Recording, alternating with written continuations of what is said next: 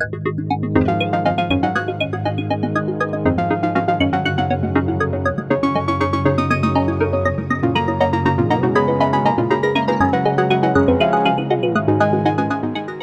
j'ai écrit de la poésie, j'ai écrit un roman, j'ai écrit des nouvelles, j'ai écrit un récit de mon séjour au Maroc, par exemple. Eh ben, j'ai publié mon premier poème dans la revue de mon lycée, je devais avoir 17 ans.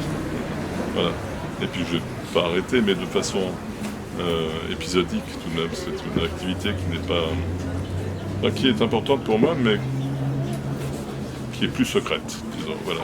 Moi, quand j'écris, alors j'écris, je vous dis, j'écris peu souvent et j'écris difficilement, c'est-à-dire que je mets beaucoup de temps à écrire et je laisse ensuite reposer les textes pendant quelques temps, quelques mois ou quelques années pour les reprendre.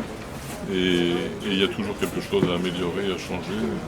Et voilà, j'ai une exigence au niveau du style qui fait que ça prend du temps. Voilà. Est-ce qu'il y a des auteurs qui vous ont marqué ou inspiré? Oui, bien sûr. J'ai des grandes références, mais chaque siècle produit des auteurs qui me font, qui m'intéressent. Depuis Chrétien de Troyes, au XIIe siècle, que j'aime beaucoup, jusqu'à Apollinaire, au XXe siècle, et Julien Gracq. Au XXe siècle, c'est Apollinaire et Gracq qui sont mes références absolues. Qu'est-ce que vous pensez de la poésie actuelle francophone ou marocaine? Écoutez, la poésie, je ne puis parler que de la poésie francophone. Je fais très peu de traduction. Donc, ce que j'en pense, c'est que, bon, il y a de grands poètes, des poètes consacrés, qui continuent d'écrire, et c'est tant mieux, et qui écrivent fort bien, même si parfois il y a l'usure de l'âge et la répétition des thèmes qui se font jour. Et puis il y a une jeune poésie que moi je ne publie pas parce que je n'en ai pas les moyens. Il y a des revues qui sont là pour ça, pour faire surgir les premiers écrits des jeunes poètes. Et puis il y a tout un ensemble de jeunes poètes qui ne sont pas forcément très jeunes, qui peuvent avoir 40 ans, 50 ans, qui commencent à publier et qui sont fort intéressants. Et voilà, je pense que les thèmes sont toujours les mêmes, puisque la poésie touche à ce qu'il y a de plus profond dans l'humain. Donc c'est toujours la vie, l'amour, la mort, mais avec des éclairages qui sont ceux de notre époque. Et donc la poésie, pour moi, se porte bien, contrairement à ce qu'on dit. Qu'est-ce que vous pensez de la traduction? Alors, la traduction, c'est quelque chose d'indispensable et en même temps d'extrêmement difficile. Pour moi, un bon traducteur, c'est d'abord un écrivain et un poète. Les vrais traducteurs, les grands traducteurs sont eux-mêmes des écrivains dans leur propre langue. Cela étant, pour la poésie, c'est une recréation, parce qu'on ne peut pas traduire la poésie. On peut la recréer, donner une image plus ou moins fidèle, mais qui est une recréation. On peut être fidèle à l'esprit de la poésie originale. On ne peut pas la rendre dans toute sa dimension charnelle, sonore, je veux dire, c'est une autre langue. Mais ça reste indispensable, bien sûr.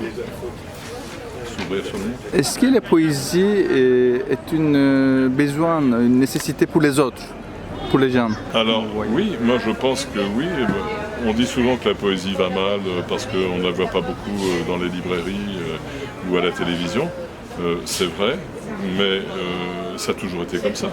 C'est-à-dire que c'est un mode d'expression qui est tellement intense et tellement qui va en profondeur que le grand public ne s'y intéresse pas parce qu'il a besoin d'être amusé. Mais les vrais lecteurs sont là depuis toujours et ils sont aussi peu nombreux aujourd'hui qu'ils l'étaient au XVIIe siècle. Mais ils existent. Et la poésie, c'est un monde qui vit beaucoup plus en profondeur, de façon souterraine, mais avec des résurgences partout, de temps en temps, comme à Sète, au Festival de poésie, comme ici, comme partout en fait en France, où il y a, en France et dans le monde, où où il y a des rencontres comme ça, qui n'attirent pas les foules, qui n'attirent pas les grands médias, mais qui sont là et qui irriguent souterrainement la pensée et l'existence et la vie des gens. Mission Almanar. Et donc nous avons commencé à publier des livres en 1996 au Maroc, où nous dirigeons, ma femme et moi, une galerie d'art.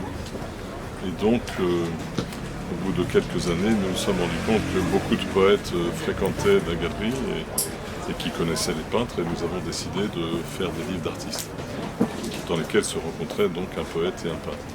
Voilà, on a commencé comme ça, et puis donc on est resté assez longtemps au Maroc et revenu en France. La maison s'est développée justement donc en ne publiant plus que des Marocains, mais aussi des gens du Maghreb et ensuite de la Méditerranée. Voilà, donc c'est pour cela que notre maison s'appelle Almanar, puisque notre galerie au départ, la galerie que nous dirigeons, s'appelait la galerie Almanar à Casablanca. Et Almanar en arabe classique signifie le phare, parce que nous étions au bord de la mer et en face il y avait le phare des Branques. Et donc ça s'appelait la galerie Almanar. Et par fidélité, ensuite, nous avons gardé ce nom, parce que nous avions commencé là-bas. Et nous avons continué donc en publiant des auteurs et des peintres, des artistes originaires de la Méditerranée. C'est notre limite géographique, parce que je pense qu'il vaut mieux publier des choses que l'on connaît un peu, plutôt que d'aller faire le tour du monde et publier des choses qui nous sont un petit peu inconnues et finalement on n'avance pas. On tourne en rond, on n'avance pas. Donc voilà, la Méditerranée me suffit amplement. C'est un monde en soi qui nous a fait et qui est tellement divers. Et là, c'est souvent contrasté, puisque la Méditerranée, c'est aussi un lac de sang, mais aussi un bouillon de culture. Alors voilà, et puis donc, entre-temps, ça fait plus de 20 ans, nous avons publié plus de 400 livres, et surtout beaucoup de poésie, mais pas seulement. Et aujourd'hui, on nous considère surtout comme un éditeur de poésie, mais pas seulement, nous publions aussi des œuvres en prose, quelques essais sur l'art, des livres d'artistes, de vrais artistes comme celui qui vient de sortir aujourd'hui de Bertil Falissa, qui s'intitule Livre de contes et qui est un vrai livre d'artiste.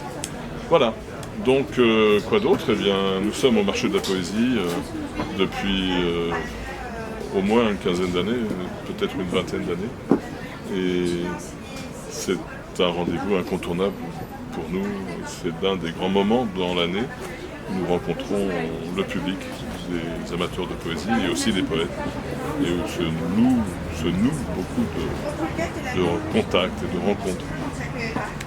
Et puis il y a aussi à Sète, donc le Festival des Voix vives de la Méditerranée, duquel nous sommes partenaires, et qui nous permet de publier dans toutes les langues de la Méditerranée, depuis le serbo-croate jusqu'à l'hébreu, en passant par l'arabe, le grec, l'espagnol, le portugais. C'est un vrai plaisir, un vrai bonheur. Le turc aussi, bien sûr. Voilà, donc 400 livres au compteur, et puis nous continuons, nous reprenons vie après cette interruption forcée due à la crise sanitaire, qui nous a privés de contact avec notre public pendant presque 2 ans, puisque en fait nous participons à une dizaine de festivals chaque année, et l'année dernière il y a eu un festival, c'était celui de Sète, et cette année c'est le 3e seulement, il y a eu Sète, un autre et puis celui-ci. Voilà, écoutez, je vais vous lire un passage, donc une page de ce petit livre qui s'intitule « Un passage au Maroc ». À l'automne, tu ne reconnaissais plus ton monde. Le soleil avait tanné les peaux, le sel creusé les rides. L'Afrique avait accru sa présence. Les yeux des Berbères et ceux des Arabes trouaient d'un même feu les visages cramés. Tout un peuple avait revêtu la même beauté brune et mate. Prunelles de jais en éclats fichées dans l'iris lactescent, œillades assassines, les ruelles des Médinas assommées de soleil tressaillaient à la nuit, tombées d'un coup. La ville tout entière s'offrait à la brise exhalée par la mer, montait jusqu'à toi, et tu la caressais des yeux comme on étrille la croupe d'une jument.